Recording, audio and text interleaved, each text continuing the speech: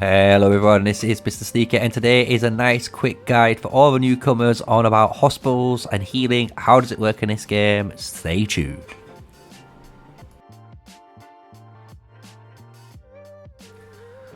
So yes, it is me, MrSneakyy here, giving you guys all the tips you're going to need to do with healing. Because healing is one thing that people kind of get worried about when you look at these type of games. Because obviously, you want an open field, you want to participate in rallies and raids, but you're scared to fight. Because if you're scared to fight, you're not going to heal, right? And you need to heal. So I'm going to go over everything about healing right now. And to get people into more of a mindset into fighting. Even myself, I've not fought as much just because obviously I do content, but I know players that are less power than me that have more kill points than me just because of the way the fighting system and healing system works, right? So I'm going to give you guys some information straight away, and that's not in regards to this bit, it's in regards to what's on screen now. So there's no limit in your capacity. So in the game, compared to like Rise of Kingdoms and a lot of other games, there's no limit in the capacity, meaning you can technically have an infinite amount of units in your hospital at any point, right? But the thing is with the game, as you guys know, the stamina requirement to fight does limit the capability of heroes to fight. So you're not going to be able to infinitely fight because there's already a cap on it, right, for everyone, and no one can increase that and no one can change that. It's always fair that. But when you do fight on the open field, any fights you do get, you generally have a 90 to 10% percentage, meaning 90% of the fight is dealt in sev wounds and about 10% is dealt in deads. So you actually do get some dead troops, but it's only 10%. It's so minor, maybe even 15%. It's so small that you don't see it. The thing is, as you can see here, when you rally or when you're defending against an enemy in your city or an alliance member city, 10% of the severely wounded units will die. And then 50% of the enemy severely wounded units will die. Defending against an attack at a pass, 35% of the sev wounds units will die, and 50% of the enemy severely wounded units will die. So as you can see, it's a lot different on the way the percentages work in this game compared to the others. Remember these numbers, these are important, because this means, as you can see, defending is a lot better, supposedly, against attacking. So when it comes to healing, like I say, you have two ways of healing. So if we go to the actual hospitals themselves, you have free healing and you have resource healing. The thing with free healing is, as it says, this is completely free. The way it works is all the time in real time, like as if you was building or doing research or training troops, it will passively heal these units. As you can see, it's healing so many by 17, and this is just decided, I think, by the amount of units that's in that category. So as you can see, I have more swordsmen than any of my other units, so it's trying to heal the swordsman more than all the others because it's trying to basically refield my most popular unit during that time, right? Resource healing is the opposite. This is kind of how everyone sees the game before.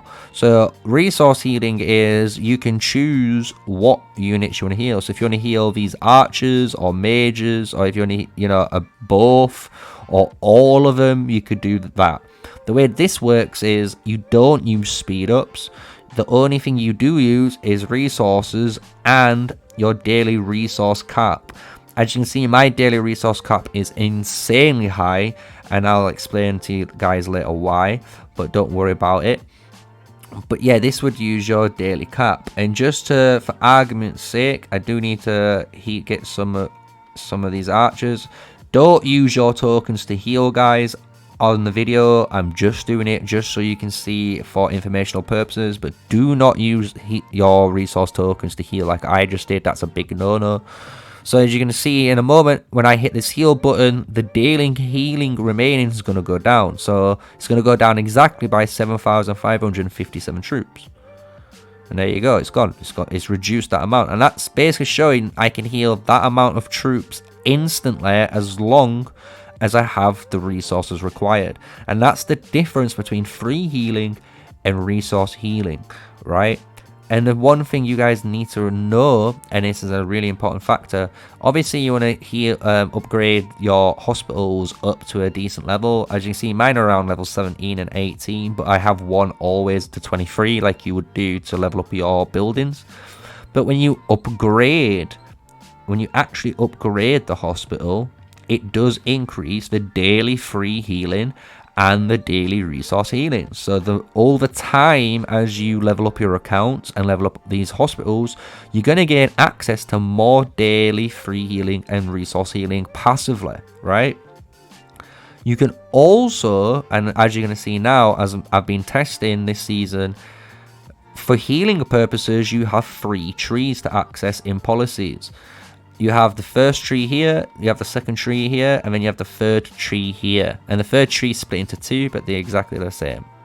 So the way this works is, as you can see, you have the top side and the bottom side. The top side is always for resource healing. The bottom side is for free healing. The thing is, as I'm going to suggest now to all you guys who are looking at this is because obviously I've literally been testing to see the difference in these from season 1 to season 1.5, which is this season. Resource healing is realistically only good if you're really active with your farming, and this is the biggest and the biggest requirement for me, is if you're in a super hostile, super fast attacking server, just because you're gonna need resources to keep daily resource healing your troops, so you can keep fighting until your stamina is actually fully emptied, right?